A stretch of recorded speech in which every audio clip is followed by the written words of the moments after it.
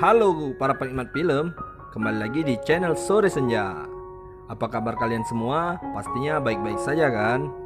Semoga kalian menikmati video-video dari kami dan selamat menonton.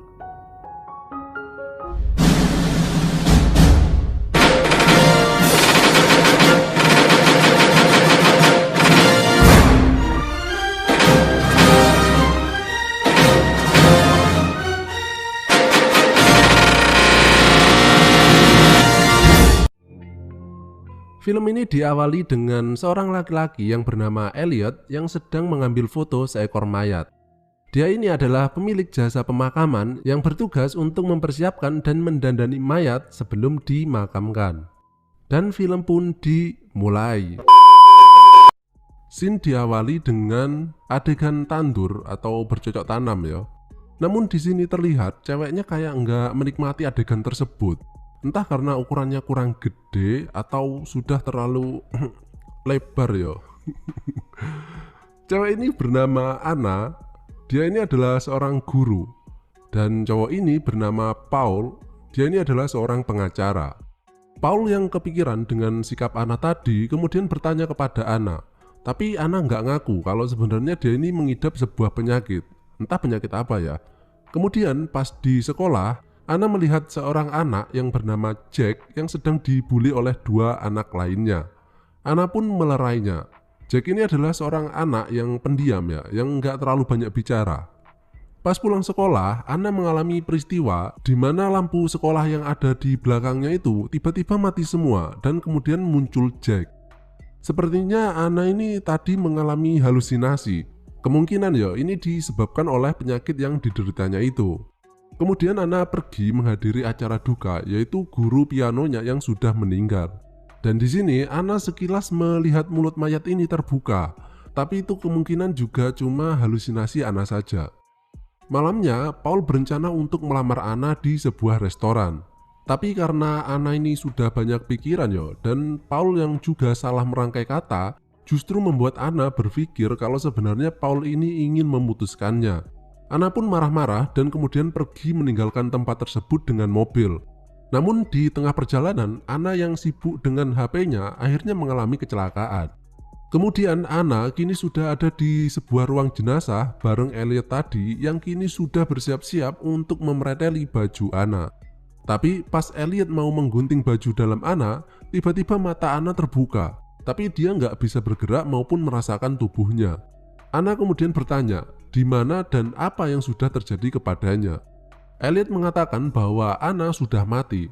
Anna tentu saja nggak percaya. Kemudian Elliot menunjukkan surat keterangan dokter yang menyatakan bahwa dia sudah mati karena kecelakaan. Dan kemudian Elliot menyuntik Anna dengan suatu cairan yang katanya berfungsi untuk melemaskan otot yang sudah mati, dan Anna pun kembali tidak bergerak. Paul yang belum tahu tentang kecelakaan Anna barusan berusaha mencari Anna untuk meminta maaf kepada Anna. Dan dia baru tahu berita tersebut ketika diberitahu oleh ibu Anna. Paul pun terlihat shock ya mendengar berita tersebut. Dan dia langsung menuju ke tempat Elliot untuk melihat tubuh Anna. Namun sesampainya di sana, Elliot melarang Paul untuk melihat mayat Anna dengan alasan dia bukanlah anggota keluarga Anna. Anna yang terbangun kemudian langsung menuju ke telepon, namun telepon tersebut tidak bisa berfungsi. Dan Anna yang mendengar suara Paul di luar kemudian berusaha berteriak, namun Paul tidak bisa mendengarnya dan kemudian dia pergi. Elliot pun masuk kembali ke ruangan Anna. Di sana Anna memelas dan bertanya kenapa dia melakukan ini semua kepada Anna. Dan Elliot mengatakan kembali bahwa Anna sudah mati. Tapi bagaimana mungkin orang yang sudah mati masih bisa bergerak atau berbicara? Elliot berkata bahwa Anna bisa melakukan itu semua bukan karena Anna masih hidup. Melainkan Elliot ini memiliki kemampuan untuk berbicara kepada orang mati yang jiwanya masih belum pergi ke dunia selanjutnya. Jadi Elliot ini mengaku kalau dia ini kayak punya mata batin gitu atau indihome. Dimana tugas Elliot ini adalah untuk membantu arwah tersebut untuk bisa menerima keadaan bahwa dirinya saat ini sudah mati. Di sisi lain, Paul kadang-kadang melihat penampakan Anna di hadapannya. Mungkin karena Paul ini merasa bersalah yo, jika memang benar Anna sudah meninggal dan itu terjadi setelah dia bertengkar dengan Anna. Ana yang berjalan sempoyongan masih belum bisa menerima keadaan dirinya sudah mati dan kemudian mengambil sebuah gunting. Beberapa saat kemudian, Elliot masuk ke dalam ruangan Ana. Ana yang sudah bersiap dengan gunting di tangannya berusaha menusuk Elliot tapi nggak kena. Dia langsung berlari menuju pintu tapi sayangnya pintu itu dikunci. Elliot pun mendekatinya dan berkata bahwa dia hanya ingin menolong Ana melewati masa transisi menuju dunia selanjutnya. Elliot pun mempersilahkan Ana untuk menusuknya jika memang itu yang diinginkannya. Tapi karena Ana ini bukan pembunuh ya, jadi nggak mungkin dilakukannya. Ana bilang bahwa dia cuma pengen keluar dari tempat ini. Dan Elliot pun membentaknya dan mengatakan agar Ana cepat menerima takdirnya bahwa dia ini sudah mati karena waktunya tinggal 2 hari lagi sebelum ia dimakamkan. Ana pun kembali tertidur di ruangan tersebut. Kemudian dia bermimpi bertemu dengan nenek yang menyeramkan dan juga bocil yang menyeramkan. Mereka bilang bahwa Ana masih belum siap. Dan ketika terbangun, Ana pun merasa frustasi dan menghancurkan semua peralatan di ruangan tersebut. Keesokan harinya, Jack datang ke tempat Elliot yang mengira bahwa hari ini adalah hari pemakaman Ana. Tapi ternyata bukan. Dan di sini Jack yang melihat Elliot yang sedang menata sebuah acara pemakaman, kemudian agak tertarik dengan hal tersebut. Elliot kembali ke dalam ruangan Ana dan membawakan sebuah baju yang nantinya akan dipakai Ana di acara pemakamannya.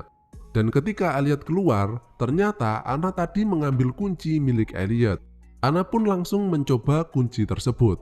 Tapi karena jumlahnya terlalu banyak, dia pun menjadi gugup sampai mematahkan salah satu kuncinya.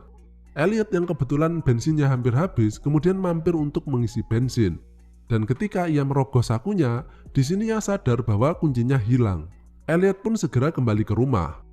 Ana yang sekarang sudah berhasil membuka pintu depan, akhirnya kembali masuk karena di depan sudah ada Elliot yang pulang.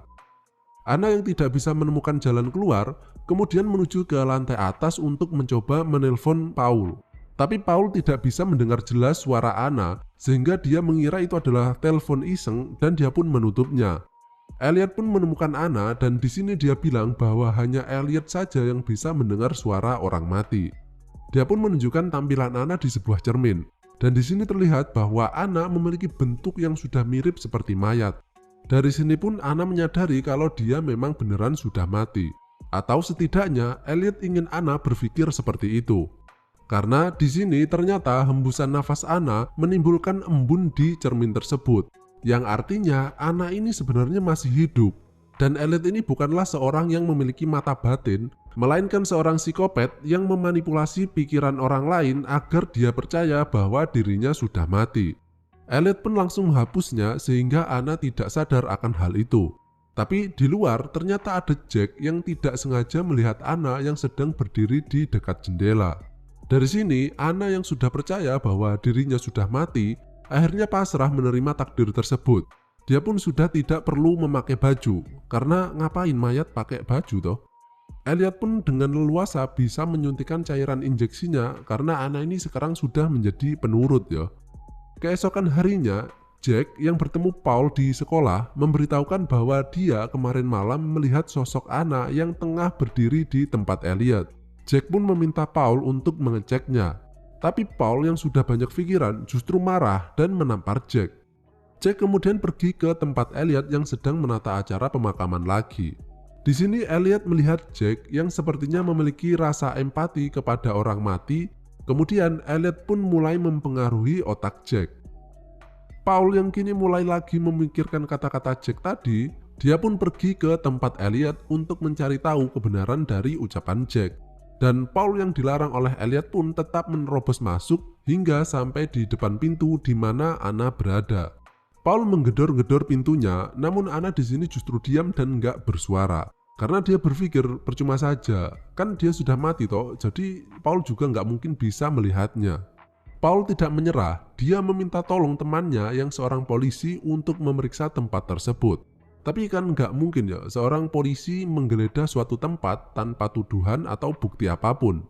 Paul berpikir bahwa mungkin saja Ana yang sekarang masih hidup diberikan obat atau sejenisnya yang mengakibatkan dia seperti orang mati. Dan memang itulah sebenarnya faktanya. Ana selama ini disuntik dengan cairan yang bernama hydronium bromide. yang menyebabkan efek melumpuhkan badan sampai keadaan yang mirip seperti orang mati. Elliot kini tengah memakaikan baju Anna yang besok sudah bersiap untuk proses pemakaman, sambil mendengarkan segala penyesalan Anna selama ia masih hidup. Elliot pun memberikan kesempatan terakhir dan mengajak Anna untuk keluar dari ruangan tersebut. Namun Anna tidak mau. Dan disinilah Elliot mengatakan bahwa sebenarnya kebanyakan manusia itu tidak takut untuk mati, melainkan takut untuk hidup. Elliot kemudian menggali lubang untuk pemakaman Anna dan di sana terlihat Jack yang membantunya. Dan di sini Elliot juga mulai mengisi otak Jack dengan ideologi yang dimilikinya yang membuat dia menjadi orang seperti saat ini. Elliot kemudian mempersiapkan Anna dan juga hendak menyuntikkan cairan hydronium tadi agar Anna tidak bergerak seperti orang mati. Namun Anna meminta sebuah cermin untuk melihat seperti apa tampilannya untuk terakhir kalinya. Di sini Anna secara tidak sengaja menghembuskan nafasnya ke cermin dan dari sinilah dia tahu kalau sebenarnya dia ini masih hidup. Anna pun meronta, namun Elliot kembali berhasil menyuntiknya dengan cairan hydronium. Dan kemudian Elliot mengambil foto Anna tersebut. Beberapa saat kemudian acara pun dimulai. Banyak orang yang menghadiri acara pemakaman Anna, termasuk ibunya dan juga Paul. Paul pun merasa sedih ketika akhirnya bisa melihat tubuh Anna yang sekarang memang sudah tidak bisa bergerak. Paul kemudian mencium Anna untuk terakhir kalinya dan ketika Paul mulai pergi, di sini terlihat tubuh Anna mulai bisa bergerak. Namun Elliot segera menutup peti tersebut sehingga tidak ada yang menyadarinya. Dan ketika Anna sudah tersadar sepenuhnya, dia kini tengah dikubur hidup-hidup. Setelah acara selesai, terlihat Elliot yang kemudian menempelkan foto Anna tadi di dinding kamarnya, beserta kumpulan banyak banget foto-foto orang lain yang merupakan korban-korban Elliot sebelumnya yang sama seperti Anna. Scene kemudian berganti. Terlihat Jack yang kini juga tengah mengubur seekor anak ayam hidup-hidup. Ya, jadinya Jack sekarang ini pun juga memiliki perilaku yang sama dengan Elliot ya. Sementara itu, Paul yang merasa berduka kini terlihat sedang mabuk. Dan kemudian Elliot menghampirinya dan berkata bahwa mungkin saja saat ini Anna masih hidup jika ia cepat membongkar kembali kuburan Anna. Paul pun kemudian langsung menuju keluar dan mengendarai mobilnya untuk menuju ke kuburan Anna. Di saat yang bersamaan, Anna yang berada di dalam peti terlihat mulai kehabisan udara. Paul pun kemudian secara cepat membongkar kuburan Anna dan menarik Anna keluar. Anna pun terlihat kembali bernafas dan Paul pun merasa lega. Tapi beberapa saat kemudian, Paul terbangun dan kini ia sedang berada di ruang milik Elliot. Dan ternyata sebenarnya Paul tadi ketika mengendarai mobil dalam keadaan mabuk, kemudian dia mengalami kecelakaan. Jadi scene yang memperlihatkan Paul tengah membongkar kuburan Anna tadi itu ternyata cuma halusinasi saja. Sedangkan kenyataannya Paul kini sudah dinyatakan tewas. Dan keadaan pun kembali seperti keadaan Anna di awal film tadi. Dan film pun berakhir.